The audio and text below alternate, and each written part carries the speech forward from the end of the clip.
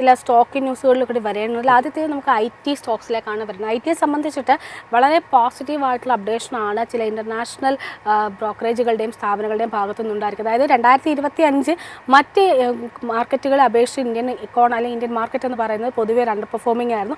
പക്ഷേ 2026 ഒരുപക്ഷെ അത് ഇന്ത്യൻ മാർക്കറ്റുകളുടെ വർഷമായിരിക്കുമെന്ന തരത്തിലൊരു അനുമാനമാണ് ഇപ്പോൾ പല ബ്രോക്കറേജുകളും സൂചിപ്പിച്ചിരിക്കുന്നത്. അബർദീൻ ഗ്രൂപ്പ് PLC ആണ് ഇപ്പോൾ അത്തരമൊരു നിരീക്ഷണം നടത്തിയിരിക്കുന്നത്. പ്രധാനമായിട്ടും ഈ ഒരു AI റിലേറ്റഡ് ആയിട്ടുള്ള ഒരു അൺസർട്ടനിറ്റി അല്ലെങ്കിൽ AI ബൂം ഉണ്ടാകുമെന്നല്ലെങ്കിൽ AI ബബിൾ ഉണ്ടാകുമെന്ന തരത്തിൽ ആശങ്ക നിലനിൽക്കുന്ന ഒരു പശ്ചാത്തലത്തിൽ ആഗോള തലത്തിൽ തന്നെ ഇന്ത്യൻ IT കമ്പനികൾ, ഇന്ത്യൻ IT സ്റ്റോക്സിനെ ഒരു ഹെഡ്ജിങ് യൂട്ടിലിറ്റി ആയിട്ട്, ഹെഡ്ജിങ് യൂണിറ്റ് ആയിട്ട് ഉപയോഗിച്ചുകൊണ്ട് ഇൻവെസ്റ്റ്മെൻറ്റ് നടത്താമെന്ന അഭിപ്രായ പ്രകടനമാണ് നടത്തിയിരിക്കുന്നത്. അപ്പം അതുകൊണ്ട് പ്രധാനമായിട്ടും നമുക്കിന്നിപ്പോൾ ആ ഒരു റിലേഷനുമായി ബന്ധപ്പെട്ടൊരു സ്റ്റോക്ക് ന്യൂസാണ് എത്തിയിരിക്കുന്നത്. വിപ്രോയുടെ ഒരു ഓഹരികളിലേക്കാണ്. വിപ്രോയെ സംബന്ധിച്ചിട്ട് ഗൂഗിൾ ക്ലൗഡുമായിട്ടുള്ള ഒരു ലോങ് ടേം എഗ്രിമെൻറ്റിലേക്ക് വിപ്രോ എത്തിയിരിക്കുന്നു എന്നാണ് ഇപ്പോൾ ലേറ്റസ്റ്റ് ആയിട്ട് വന്നിരിക്കുന്ന മാധ്യമ റിപ്പോർട്ടുകൾ സൂചിപ്പിച്ചിരിക്കുന്നത്. ഒപ്പം തന്നെ AI മേഖലയിൽ കൂടുതൽ സാന്നിധ്യം ശക്തമാക്കുക എന്നതാണ് ഈ ഒരു എഗ്രിമെൻറ്റിലൂടെ വിപ്രോ ലക്ഷ്യമിടുന്നതെന്നാണ് സൂചിപ്പിച്ചിരിക്കുന്നത്.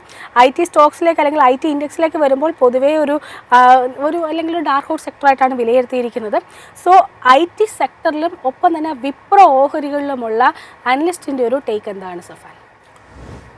ആദ്യം വിപ്രോയിലേക്ക് വരികയാണെങ്കിൽ വിപ്രോ ടെക്നിക്കലി സ്ട്രോങ് സ്റ്റേറ്റിലാണ് ട്രേഡ് ചെയ്യുന്നത്. Currently continuous price contraction candles ആണ് കാണാൻ സാധിക്കുന്നത്. ഇന്നും ഏകദേശം 0.38% ഇടിവ് തുടക്കത്തിൽ കാണാൻ സാധിക്കുന്നുണ്ടെങ്കിൽ പോലും ലോവർ ലെവലിൽ നിന്ന് ഡിമാൻഡ് എടുക്കുന്ന ഒരു ക്യാൻഡിൽ ഫോർമേഷനാണ് കാണാൻ സാധിക്കുന്നത്.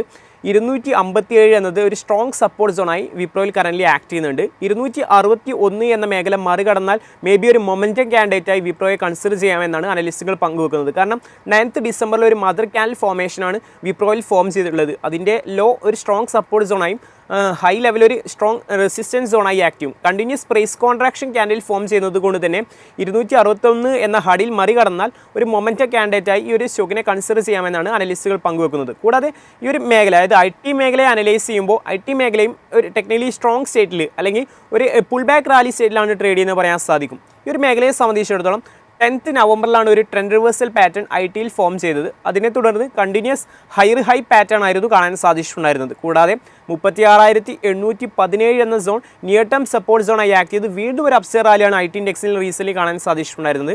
ഹയർ ലെവലിൽ ഹെൽത്തി പ്രോഫിറ്റ് ബുക്കിംഗ് കാണാൻ സാധിക്കുന്നുണ്ടെങ്കിൽ പോലും ഇപ്പോഴും ഒരു പുൾ ബാക്ക് റാലി സ്റ്റേറ്റിലാണ് ട്രേഡ് ചെയ്യുന്നത് അനലിസ്റ്റുകൾ വിലയിരുത്തുന്നത്. കൂടാതെ 39,523 എന്നത് നിയർ ടേം ടാർഗറ്റായി IT ഇൻഡെക്സിൽ നിന്നും എക്സ്പെക്റ്റ് ചെയ്യാമെന്നും റിപ്പോർട്ടുകൾ സൂചിപ്പിക്കുന്നുണ്ട്.